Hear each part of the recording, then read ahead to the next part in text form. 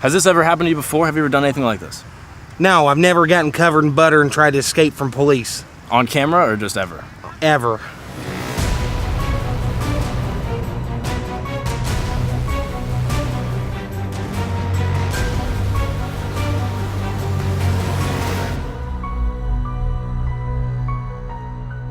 Hello, my name is Mark Gagnon, and welcome to Test the Press, the only show on the web where we take real news headlines and put them to the test. We've all seen a headline that's just too good to be true. In today's sensationalist 24/7 news cycle, it's impossible to determine what's real and what's fake. So I've taken it upon myself to test these articles in order to rid the internet of fake news.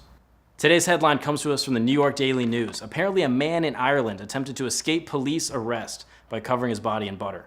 That's right, butter. I'm sure you're wondering, Mark, why don't you trust such a reputable news site such as the New York Daily News? That's because I don't trust any news site that has a dedicated tab for horoscopes. Because I'm a naturally skeptical person, probably because I'm a Libra. This buttered up bandit's name is Michael, and Michael, like most Irish people, was not going to go down without a fight. Michael was found wearing nothing except pants, greased up, and holding a knife. Which makes sense, because like, how else are you going to spread the butter, right? Word on the street is that Michael's the most popular new inmate at the prison, because he's already lubed up. This firecrotch allegedly had a mixture of alcohol and medication in his system, or what the Irish just call dinner. Oh, Ireland, home of the Irish car bomb, and certainly the only country to turn an act of domestic terrorism into a party drink. Pearl Harbor on the rocks, anybody? These strange vampires have given us a plethora of slang terms, such as Irish twins. If anyone doesn't know what that is, that's just when a woman has two kids that both happen to have fetal alcohol syndrome.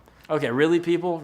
I was born with fetal alcohol syndrome. I just grew into my head, okay? Because I'm an American. This headline seems ridiculous, and that's because it is. But it's my job to put it to the test. Like with most experiments, this one has a certain margin of error. So before we tested it, we wanted to do some research. And who better to talk to than a real police officer?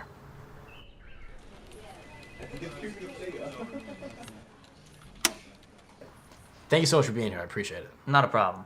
Why are you dressed like that? In the animal kingdom, it's known as mirroring. It's a sign of respect. And it's a jungle out there. So tell me, what's your name and how long were you on the police force?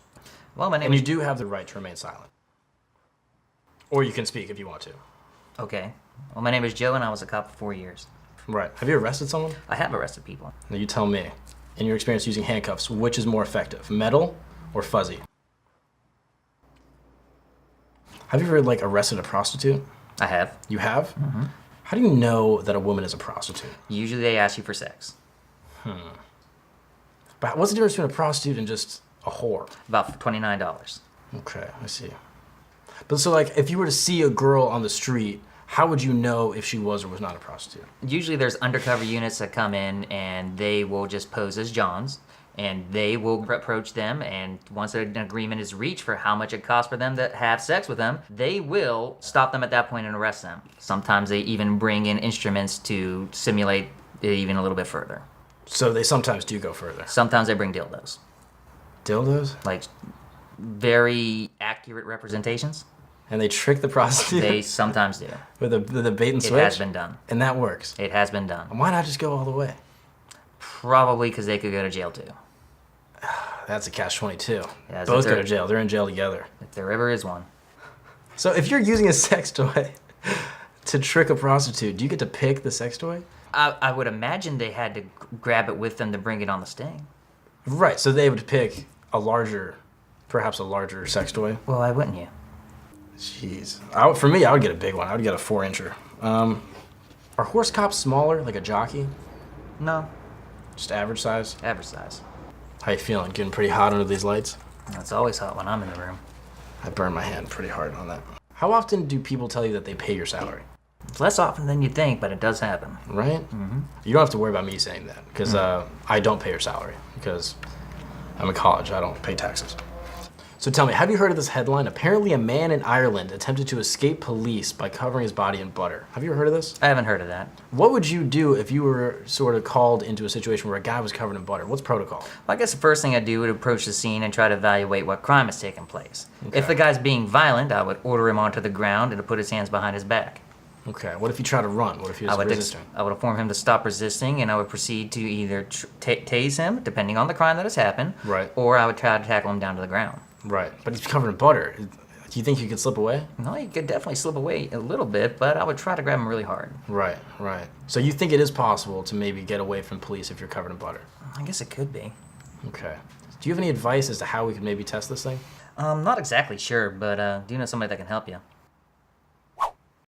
In order to accurately test this headline, I went ahead and grabbed my biggest Irish friend, Big Tim Murphy, and we headed out to a local park to see if this could really happen. Tim, how are you feeling? I'm hungover, confused, a little excited though. Should be fun, I think, maybe. Now, Tim, do you think it's possible to escape from the police covered in butter? I don't know, maybe. It's stranger things have happened. I mean, I'm gonna be real slippery. Has this ever happened to you before? Have you ever done anything like this?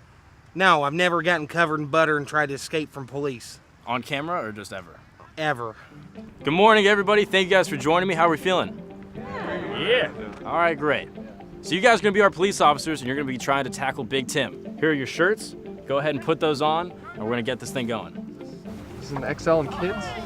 Yeah, we're on a budget, so we're just trying to work with what we can get, okay? We ordered these from China, and they're a little smaller than we anticipated.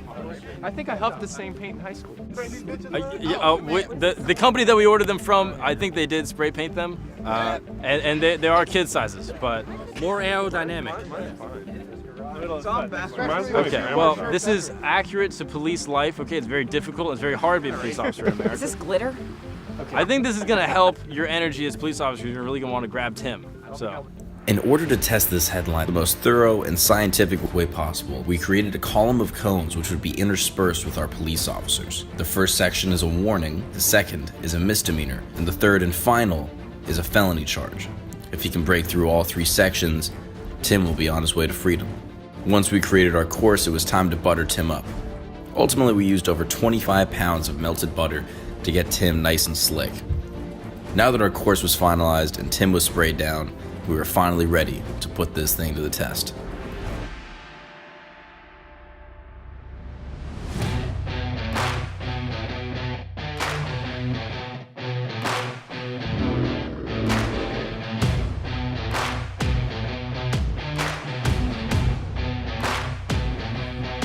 Tim, how you feeling? I feel like a Golden Corral biscuit. Hell yeah. You ready to test the press? I'm ready. All right, I'm gonna give you a countdown. Let's test the press. We're gonna see this in 5, 4, 3, 2, 1. Oh, he's going, and he's going through the first round. He slipped through, and he's going. Oh, and he dropped him. Oh my gosh, he gets through 2 cops.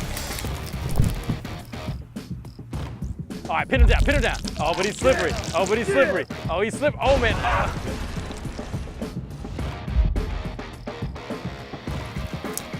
Okay, now he's on to the, oh, man. Oh, he's on to the last round.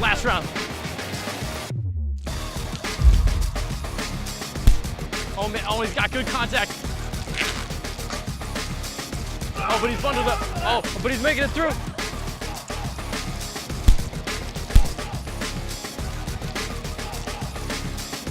And he's greased up. The last cop can't grab him. And Tim escapes the police officers.